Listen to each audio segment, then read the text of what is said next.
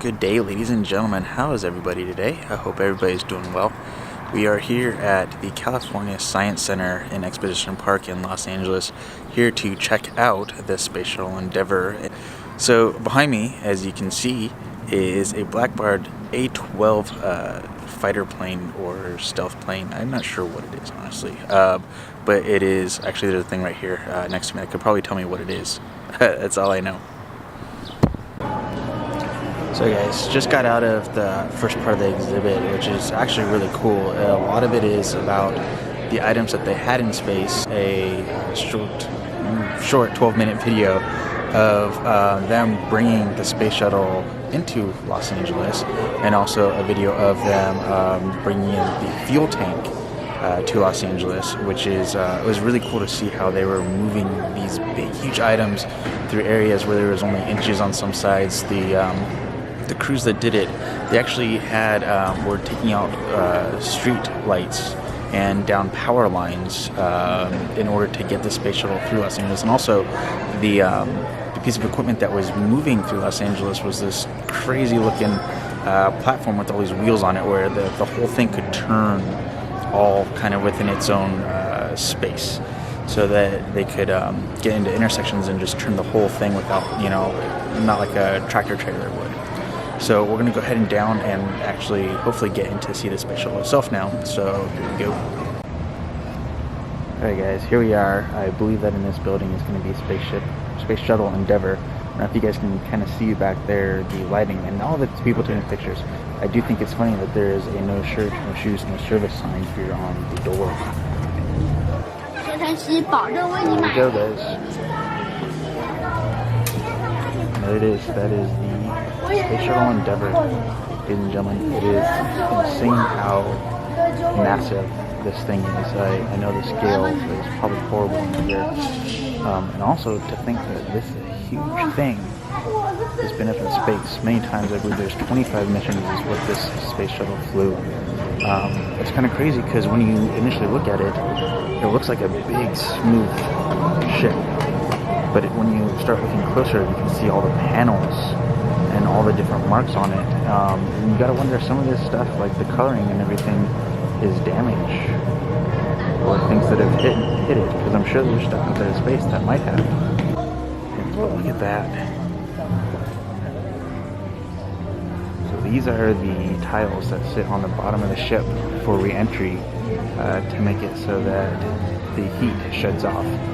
You can cook these things like with a blowtorch and get them as absolutely hot as possible, and a split second later you can touch it and there's no heat, which is absolutely amazing that there's material that sits like this. Look at this.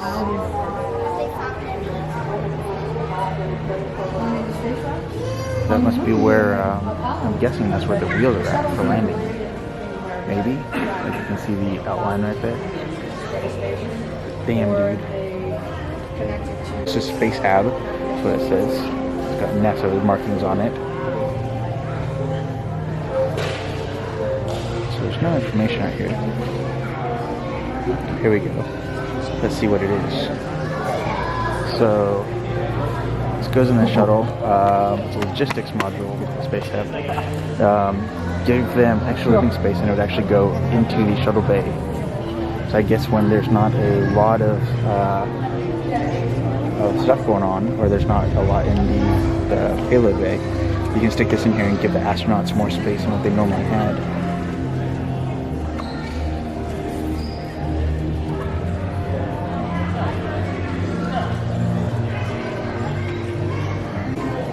Wow guys, look at that. Look at how big those things are. Look at the panel on the side. It makes me wonder what that is, and I sure do hope that that was covered when it was out there in space, because it looks like there's some sort of releases or something on there. Definitely connections of some sort. Maybe those are where the wheels came from? I really don't know guys, I've never been underneath a space shuttle before. So it's one of the main engines. Look at how big, look at how technical the setup is on this thing.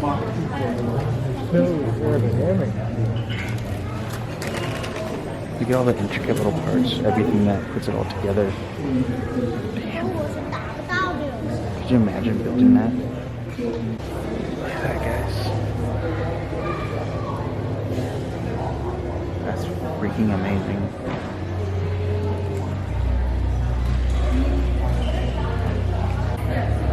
So check that out. This is a artist mock-up of what they want to do and how they want the space shuttle. Mentioned earlier that they have the fuel tank and they're going to be getting boosters along to go with it. So I imagine that in the end, this is what they want the exhibit to look like, which is really cool. But it's also really nice to see see it sitting as it is right now. They got a pressed penny machine. 51 cents. I don't have any pennies. Let's see what we got. They got backpacks. Socks. NASA socks, guys. All kinds of hats. What's this? Space Shuttle 3D puzzles. That's actually really cool. How much is this? Price. Is there no price on this thing? Oh, 15 bucks, guys. For space shuttle. Actually, look at the Saturn rocket, too. That's really cool. See, this one's 23 bucks, guys. But that's pretty cool. Actually, I really like this. And it's not focusing, is it? Focus, there we go. I kind of want to get that. I want to build that and put it on my desk at work. All right, pressed pennies. Got some cool ones. If I had pennies, I would totally do this. Oh, look at that ice cream. We've got freeze-dried ice cream sandwich, space shuttle gummies, which I'm not a fan of. Talking to one of the docents here, she was telling me about the shuttle and some of these heat pads. So I was wrong about one thing. So you cannot touch these things directly after they come in from landing. They don't dissipate heat that quickly. At least the surface part of them do not. It takes about 18 hours for this thing to fully dissipate, or at least the normal tiles, the ones on the bottom, to dissipate all of the heat from a landing. The ones up in front take much longer because they are much thicker. So all of these tiles are all custom made on the shuttle. Each one is different. Each one has the different number on it, and if they need to, they can remake them. Amazingly, 85% of these tiles are original with the shuttle and have not been replaced. They've been on all of the missions that this shuttle had been on. The ones that have been replaced, you can tell, are darker. So also the openings here, the hatches, are where the external fuel tank would connect to the shuttle and allow the fuel to come into the shuttle and power the boosters. Now, what's crazy is the boosters themselves, one of them, the top one, I believe, has been to space. The other two have not.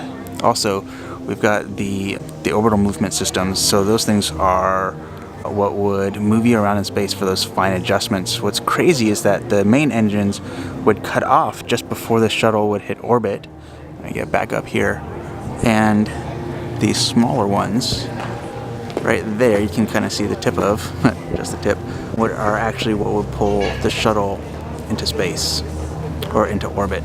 So I was correct in that the big kind of square that you see there, a rectangle, is where the landing gear would come out. Also, when this thing landed, you had about an hour and a half before it got cool enough so that they could take the astronauts out.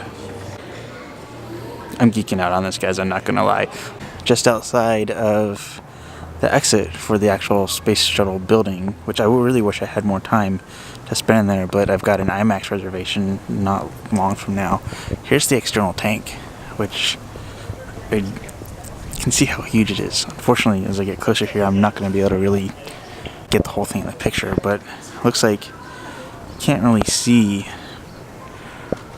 like the whole thing all at one time, but look at that's how long it is. This is and we can get a little bit closer, but this is the way that it was set up. Hydrogen and oxygen is what went in there and it would fuel the shuttle, the boosters on the shuttle itself. But just, I mean, how big it is, it's absolutely amazing, guys. So there we go, ladies and gentlemen. This is the end of my Space Shuttle Endeavour day. There's still a lot here at the museum to do and see, which I haven't seen. There's a full, like, aeronautics area, which I didn't even step into. I did go over to the IMAX and see a show on space, which was really cool. Not a show, it was a short movie, 45 minutes or so. So kind of outlining the space shuttle program and a very brief history on it, and then talking about the future of space, which I thought was really cool.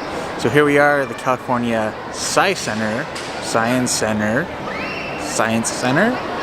I know, it's, as you can see there in the background, how it's kind of spread out there. And I just wanted to turn here and show you. So that's the IMAX building right here next to me, as you guys see on my side. And then even behind me again, we have the Coliseum. So really cool area here. The Natural History Museum is, you guys can't see it here, but it's a very nice area, very cool. And just a heads up, the cost of this is free just to go into the California Science Center. It does not cost anything to go in. The space shuttle was free entrance as long as I paid the $10 for the IMAX show. So I think it cost me just a little over $10. I think $12 for the cost to get the ticket online. And that was it. $12 parking cash only though. So say $25 for the day to go see Shuttle Endeavour and everything else. I did put a cool little pin, but it was a good day. So have a good one, ladies and gentlemen. Thank you guys very much for joining me. I appreciate it. Have a good one.